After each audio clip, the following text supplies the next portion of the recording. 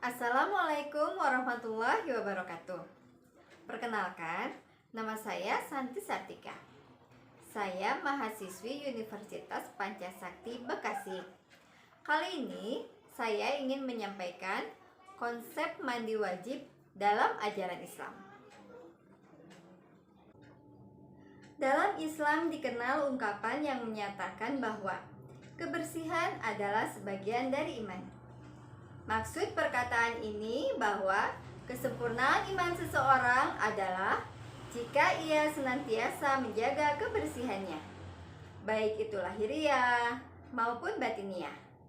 Islam merupakan agama yang bersih, yang menghendaki setiap pengikutnya memiliki jasmani dan rohani yang bersih untuk melaksanakan ibadah kepada Allah Subhanahu wa Ta'ala. Salah satu ibadah yang wajib kita kerjakan sehari-hari adalah sholat. Sholat merupakan tiang agama dan amal perbuatan yang akan dihisab pertama kali.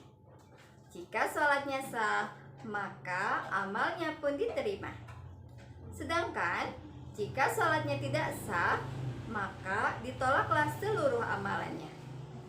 Salah satu syarat agar sholatnya sah adalah suci dari hadas, baik hadas besar maupun hadas kecil. Apabila orang muslim berhadas besar, maka ia wajib bersuci, yaitu dengan mandi. Selain tuntunan dari Allah, mandi juga berguna bagi kesehatan kita. Dengan demikian, kita harus mengetahui tentang hal-hal yang berkaitan dengan mandi, sehingga mandi yang dilakukan itu sah menurut syariat ibadah. Dalam bahasa Arab, mandi berasal dari kata al-ghus, yang artinya mengalirkan air pada sesuatu. Menurut istilah, al-ghus adalah menuangkan air ke seluruh badan dengan tata cara yang khusus, bertujuan untuk menghilangkan hadas besar. Mandi wajib dalam Islam ditujukan untuk membersihkan diri sekaligus mensucikan diri dari segala najis atau kotoran yang menempel pada tubuh manusia. Secara umum, mandi wajib adalah mandi yang dilakukan dengan menggunakan air bersih dan suci, yang dialirkan atau yang disiramkan ke seluruh bagian tubuh dari ujung rambut sampai dengan ujung kaki hingga bersih. Dasar hukum atau dalil yang mendasari wajibnya mandi besar adalah 1. Surat Al-Maidah ayat 6. Bismillahirrohmanirrohim. Wa in kuntum junuban fatahharu. Artinya, dan jika kamu junub, maka mandilah. Dalil yang kedua ada dalam surat An-Nisa ayat 43. Bismillahirrahmanirrahim. Ya ayyuhalladzina amanu la taqrabus shota wa antum suqara hatta ya ta'lamu ma taquluna wala junuban illa abiri sabilin hatta ya tagtasilu. Yang artinya, hai orang-orang yang beriman, janganlah kamu sholat, sedang kamu dalam keadaan mabuk, sehingga kamu mengerti apa yang kamu ucapkan. Jangan pula hampiri masjid, sedang kamu dalam keadaan junub, terkecuali sekedar berlalu saja, hingga kamu mandi. Dalil yang ketiga adalah hadis Bukhari, yang berbunyi, bahwasanya Nabi Muhammad SAW apabila mandi jinabah ia memulai dengan membasuh kedua tangannya, kemudian wudhu seperti wudhu untuk sholat, lalu memasukkan jari-jarinya ke dalam air, kemudian menyisirkannya ke pangkal rambut, kemudian mengalirkan air ke kepalanya 3 caukan dengan kedua tangannya, kemudian meratakan air pada seluruh kulit badannya.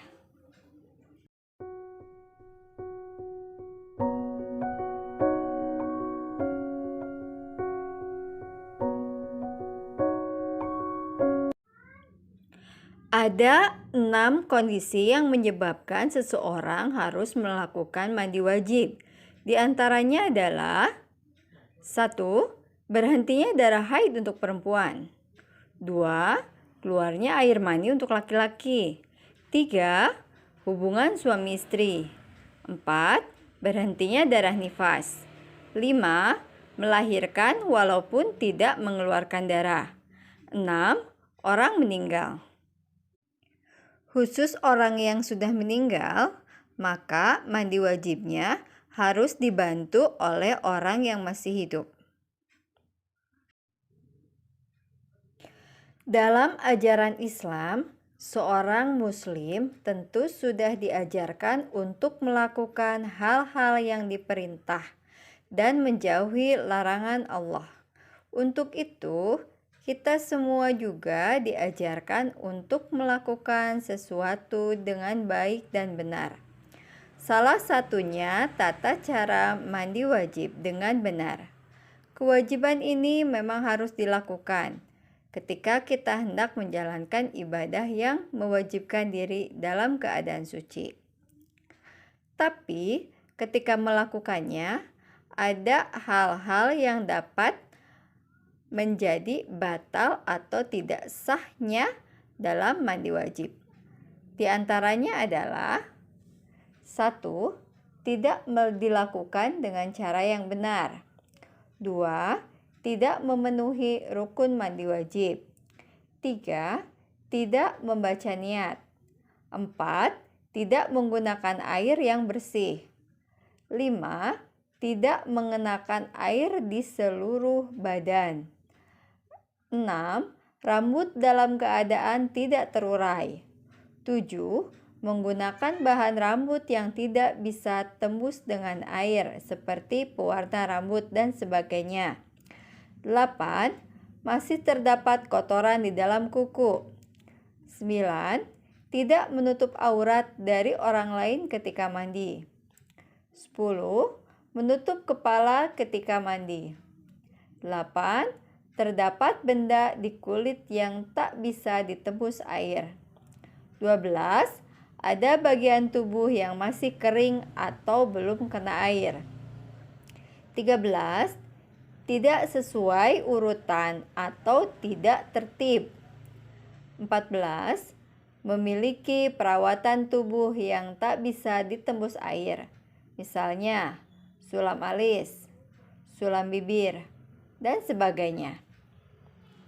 15. Memiliki tato di tubuh. Sunnah dalam mandi wajib menurut mazhab Syafi'i adalah 1. Tasmiyah atau membaca bismillah. 2. Berwudu sebelum mandi. 3. Gosokkan tangan di atas badan. 4. Muwalah atau berkesinambungan dalam berwudu.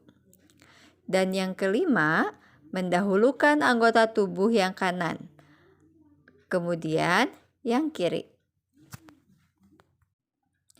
Dalam pelaksanaannya, mandi besar atau mandi wajib memiliki bacaan niat dan tata cara yang harus dipatuhi.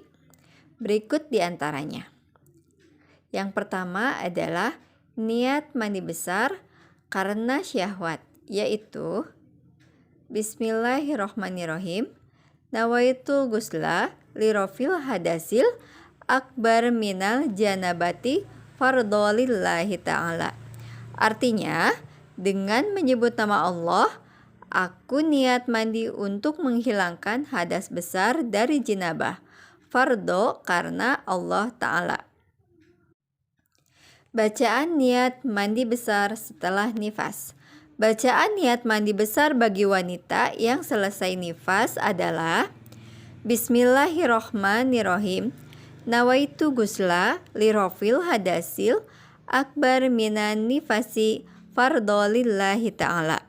Artinya, dengan menyebut nama Allah, aku niat mandi untuk menghilangkan hadas besar dari nifas. Fardu karena Allah Ta'ala. Bacaan niat mandi besar bagi wanita yang setelah masa haid, yaitu Bismillahirrohmanirrohim, nawaitul gusla lirofil hadasil akbar minal haidi fardolillahi ta'ala. Artinya, dengan menyebut nama Allah, aku niat mandi untuk menghilangkan hadas besar dari haid, fardu karena Allah Ta'ala. Berikut adalah tata cara mandi wajib. Mandi wajib dilakukan dengan urutan-urutan tertentu, seperti berikut. Yang pertama, membaca niat mandi wajib. Bacaan niat membedakan antara mandi biasa dengan mandi wajib. 2. Cuci tangan atau basuh tangan kiri dan kanan sebanyak 3 kali agar bersih dan terhindar dari najis. 3. Membersihkan area kemaluan yang dianggap kotor menggunakan tangan kiri. Beberapa area diantaranya dubur, ketiak, pusar, hingga sela-sela jari kaki. 4. Cuci kembali kedua tangan dengan sabun, lalu bilas. 5. Berwudu seperti hendak sholat. 6. Membasuh rambut dan kepala dengan jari-jari basah yang sudah dicelup ke air. 7. Mengguyur kepala sebanyak 3 kali hingga seluruh bagian kepala dan kulit basah oleh rambut. 8.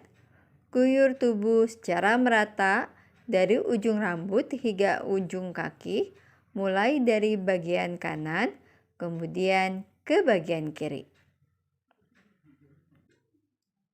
Mandi wajib tidaklah seperti mandi yang biasa kita lakukan dalam keseharian kita.